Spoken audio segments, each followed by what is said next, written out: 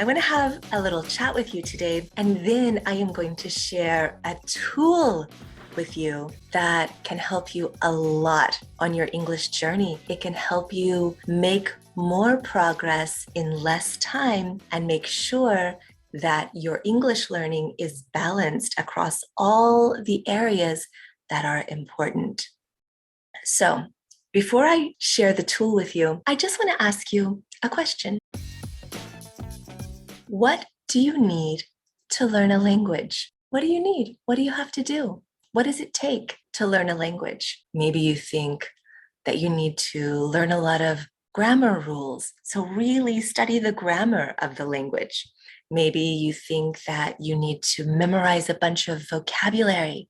Maybe you think you need to study pronunciation. Maybe you think you need to do a lot of listening or reading. Maybe join some speaking clubs, have conversations. And yes, probably all of that is true, right? Can you imagine a complete language program that doesn't include some grammar? I don't think it would be a good idea. Can you imagine a complete language program that doesn't include some speaking? No, that would not be complete. So let's take a look at all of the elements that are important for learning a language in a balanced way, and a tool that can help you make sure you're getting the balance you need for optimal language learning so that you can be healthy, like a plant that's getting the right fertilizer, or like a person who's getting all the nutrients that you need in your diet. You will be balanced and healthy, nourished, and flourishing in your English development. So let me show you something that I use with my students, and I'm going to share it with you too, and it will help you look at your study and make sure that it's balanced. I like Paul Nation's concept of the four strands. It contains a lot of wisdom, and that's what we will be using today to think about balanced language learning. So, what do you need to learn a language? You need to spend roughly equal amounts of time on each of the four strands. So, what are the four strands? One, learning from meaningful input. This would be listening and reading. And two, learning from meaningful output. This would be speaking and writing. So you've got input and output. And the key term here is meaningful. So when we say meaningful input and meaningful output, we are talking about real communication. Meaningful input is when someone is telling you a story or giving you some information and you are trying to catch the content, you are trying to understand the meaning.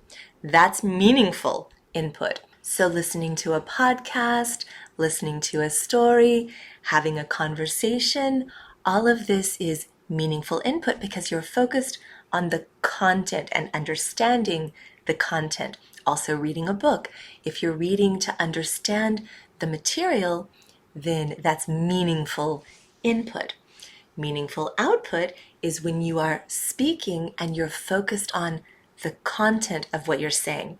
So you're not speaking to practice pronunciation, you're not speaking to practice a grammatical structure, you're speaking to communicate some information. Writing, which is meaningful output, is writing something to express your thoughts. That would be meaningful output. You're focused on the meaning. Strand 3 is language-focused learning. So studying the language directly. This would be studying pronunciation, studying vocabulary, studying grammar, studying idioms, studying phrasal verbs. You're studying the language directly. That's language-focused learning. I think we are all very familiar with this kind of learning because that is what most traditional language programs spend almost all of their time on, right? Teaching you grammar, teaching you vocabulary, but then they are probably out of balance when it comes to meaningful input, meaningful output, and also the next one, which is fluency development. So fluency development is the fourth strand. And what does that mean, fluency development? That means not learning new things, but getting good at using what you already know. So the vocabulary that you learned when you were doing the language-focused learning, now you take that vocabulary and you practice using it. You make sentences with it. You make up dialogues with it. You get a partner and you practice using this vocabulary. Or fluency development for pronunciation could be you studied how to make a sound, but now you want to get better and better at it by using it repetitively in different phrases and then intentionally using it in spontaneous speech. That would be fluency development. This is like practicing and getting really good at what you already learned. Because we all know that learning a word from a vocabulary list is just the start. Learning a grammatical structure and learning to do that structure accurately on the page is just a start. The longer part of the journey is using it again and again until you're good at it. So these four strands need to be balanced. Four equal parts between meaningful input, meaningful output, directly studying the language, and practicing for fluency, getting good at what you already know. So how can you make sure that you are getting this kind of balance? This is like a multivitamin for your English to make sure you're getting just enough of everything you need. How can you make sure? You need a system, clearly. You need a system to track your language study and practice. And this will allow you to see if your activities really are balanced across the four strands. And if you discover, wow, I'm doing a lot of listening, but not much speaking, then you can make some adjustments. They could be some very simple adjustments to balance your language program so that you can improve faster. And so a system is exactly what I created for you with the Language Habit Tracker. This system will allow you to track week by week your language practice, and you'll be able to observe yourself and see if you need to make any adjustments for balanced practice. Leave me a comment if you would like a copy, and I will share it with you. So here's how it works. You are going to track the day, your activity, how much time you spend, and what category that falls into. Is it meaningful input, meaningful output, language study, or fluency practice? Then you will also track your challenge level, and then you will make any notes. So this is the template, but let me show you an example so you can see how this really works. So this is an example of how someone might use the Language Habit Tracker. So on Monday, and you put in the date, the 9th of May, I listened to the podcast, The Tissue Box Story. By the way, this is a real story that I like to use with students. And if you would like me to share it with you, it's very interesting. And also, they speak pretty slowly, so it's easy for my students to follow. So you might listen to this podcast, The Tissue Box Story. It's 5 minutes long, but I studied for 15 minutes because I listened to it 3 times and I made my notes. The story is interesting. I learned some new words and added them to my vocabulary list. I'm tracking the category. So obviously this is category number 1, meaningful input. And you can refer up here to the categories. Okay, meaningful input, yes. So this is category 1, meaningful input. Also category 3, language study, because I identified a few new words and looked them up, made sure I understood them, and added them to my vocabulary list. So this is combining elements of strand 1 and strand 3. I tracked my challenge level. It was, I'd say, moderate, not so easy, but also not very challenging. So that was Monday. Now, what did I do on Tuesday? I used the podcast again, but in some different ways. So listen to the Tissue Box Story and shadow. If you don't know what shadowing is, it's a specific technique of repetition that can be very helpful for language learners. I have my own type of shadowing, which is called rhythmic shadowing, that I will be sharing very soon, so I can't wait to share that with you. But let's say that you listened to the Tissue Box Story and you did shadowing for 20 minutes. So what categories does this fall into?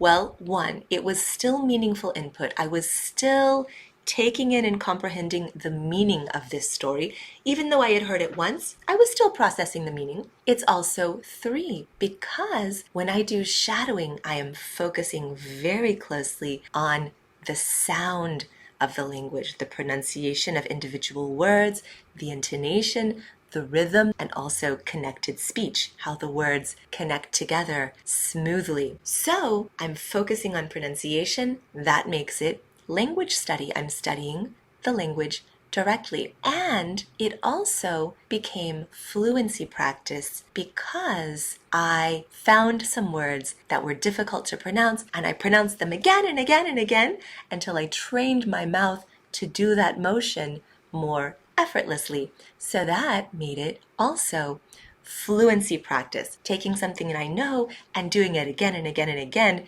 to build my skill at doing it well. So challenge level jumped up, right? This time the level is C because I added some different activities that made it much more challenging. And my notes, well, it's not easy to shadow, but I noticed pronunciation like tissue. It does not sound like it looks, right? It's not tissue or whatever. It's tissue. I noticed the SH sound, and I probably also noticed the ooh. So not tissue, but tissue. That the U sound in English is stretched out and gets small on the end.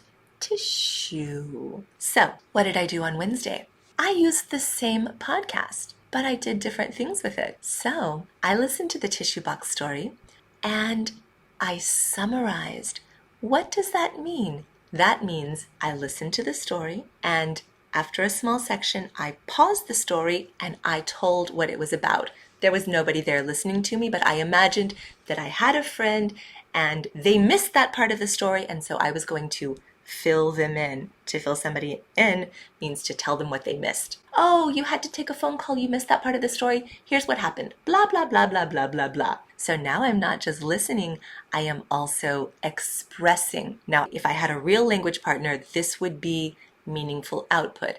But I have an imaginary language partner, so I am still focused on doing everything necessary to communicate. So I'm going to go ahead and call that meaningful output, just that my language partner is imaginary.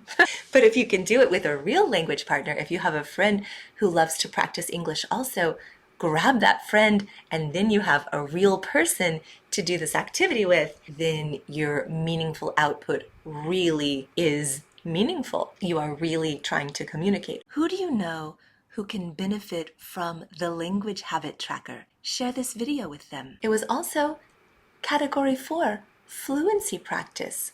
Why? Because when I was summarizing this story, I came to a part where I said, I don't remember how to say this phrase. How did they say it? I looked at the text because I also had the transcript. I looked at the text. I said, oh, yes. So I looked at the text and I remembered that phrase, or I remembered that little grammatical construction, and I put the text back down and used it several times to get good at using that phrase or that grammar. So that added an element of fluency practice.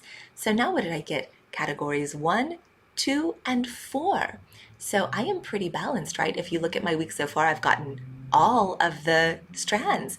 I've gotten 1 3 times, I've gotten 3 2 times, I've gotten 4 2 times, and I've gotten 2. So that's really good. I'm going to give this one, C or D on the challenge level, because summarizing the story was not easy, but it was so good for me. So you can see in my notes, summarizing is hard, but I know it's good for me. I practiced the new vocabulary from the story. So you can see how looking at language in terms of the 4 strands allows you to take what you used to do, maybe just listening to a podcast, and realize that's great, but it's not balanced. What other activities can I do? How can I make some adjustments to get more balanced to my English program? So what did I do on Thursday? I listened to the tissue box story with my husband, who's also learning English. We asked and answered questions about the story. So we still got the meaningful input because we are still taking in the story and processing the content of the story. But now we are asking and answering questions. What happened after she said this? Why do you think he did that? So comprehension questions or questions about your opinion about the story. So now it becomes a conversation, which is meaningful input and meaningful output. My output is my husband's input. My husband's output is my input. Yes. And also category 4, fluency practice. So we didn't just have a conversation, we also maybe practiced using the tricky vocabulary, practiced the tricky pronunciation, something like that, and that made it fluency practice as well. That was not very easy. That was C or D. So this is when you're sweating. You're like, I'm really exercising here, but I know it's good for me. So what were my notes? Asking questions is important. Yes.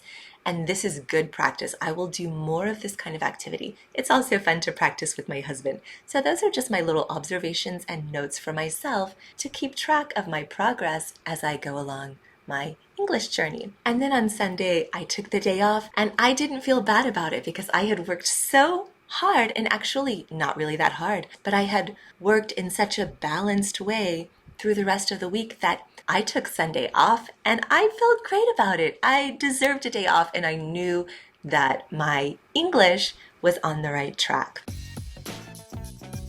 So that's the language habit tracker. It can make a really big difference on your English journey. I want you to have that balance that is going to give you the most results, the most healthy and flourishing English. So I had to share this with you. If you want the language habit tracker, leave me a comment and I will share it with you personally, along with a couple more tips for using it.